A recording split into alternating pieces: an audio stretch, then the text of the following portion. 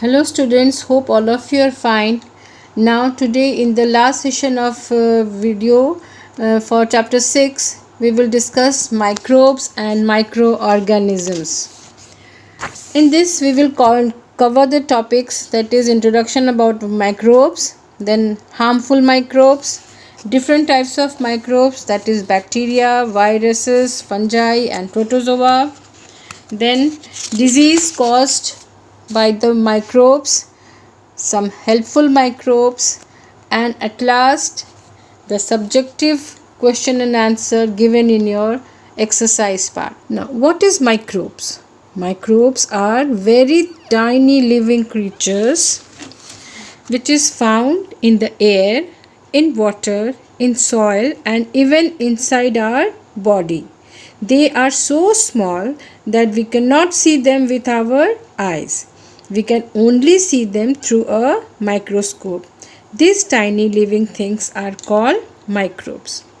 Now, some important microbes are, which are harmful also, and some are useful also. The harmful microbes that are virus, bacteria, fungi and protozoa. Harmful microbes. Microbes or microorganisms which causes disease are referred to as germs. Microbes causes disease when they are able to reproduce in the body. They produce harmful substance that damage tissues and organs. A person who has been attacked by harmful disease causing microbe is said to be infected. Now, how these harmful microbes spread? These harmful microbes spread through air, water and contaminated food. Secondly, they spread through contact with infected animals. And third, they spread from person to person. Now, some disease caused by microbes are bacteria. Bacteria are found everywhere. They are most common living things on the earth. They are of different shapes. Harmful bacteria causes disease such as typhoid and food poisoning. Useful bacteria help in the decay of dead plants and animals. They are used in making food such as cheese, vinegar and yogurt. Some bacteria help animals digest food. Now, second is protozoa.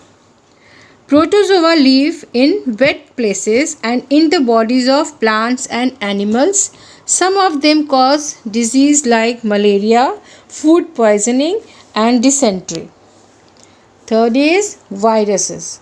Viruses are the smallest of all microbes. They cause disease like the common cold, influenza, measles, mumps and polio.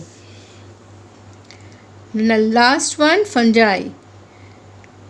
Fungi grow on dead and rotting material. They cause skin problems such as ringworm and dandruff. Some fungi are useful also, like yeast is a fungus that is used in making bread. Now we will discuss the subjective type question of chapter 6, that is digestion. The first question is, what is the work of the body's digestive system?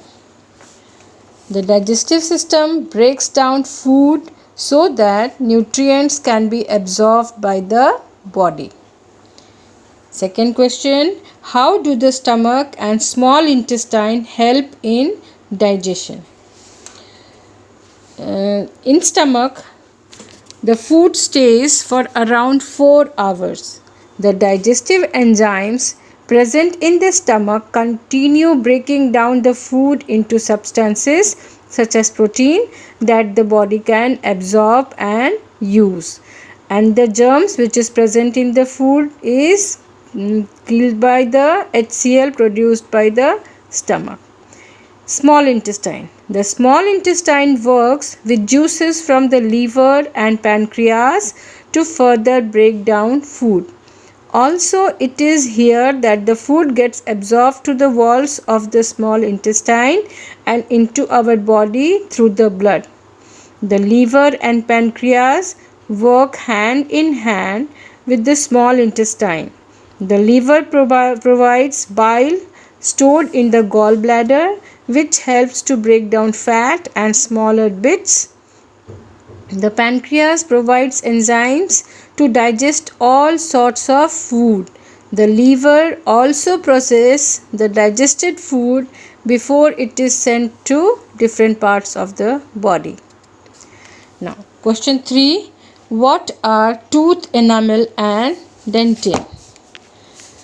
The crown of each tooth is covered with enamel, that is very hard and shiny substance. It protects the inside part of the tooth. And dentin lies under the enamel. It makes up the largest part of the tooth. It is hard but not as much hard as the enamel. Dentin protects the innermost part of the tooth called the pulp. Okay, now the fourth question. What are the different types of teeth? Describe each in a sentence. Answer will be, the different types of teeth are as follows. So we all know different types of teeth are incisors, then canines, then premolars, molars, and at last wisdom teeth comes. So 5 types of teeth can be there. First, incisor. The 2 front teeth and the teeth on the either side of them are the incisors. They are 4 on the top and 4 on the lower jaw. The incisors are shaped like a tiny chisels with flat ends that are somewhat sharp. They are used for cutting and chopping food. Second is canine.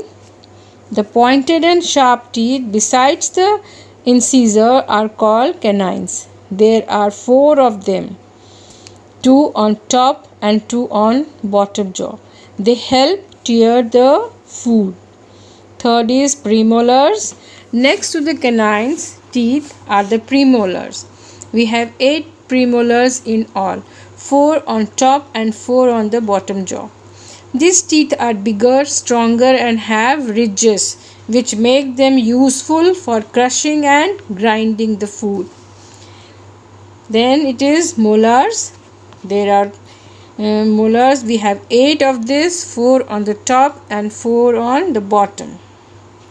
Molars are the toughest among all teeth. They are wider and stronger than premolars and have more ridges.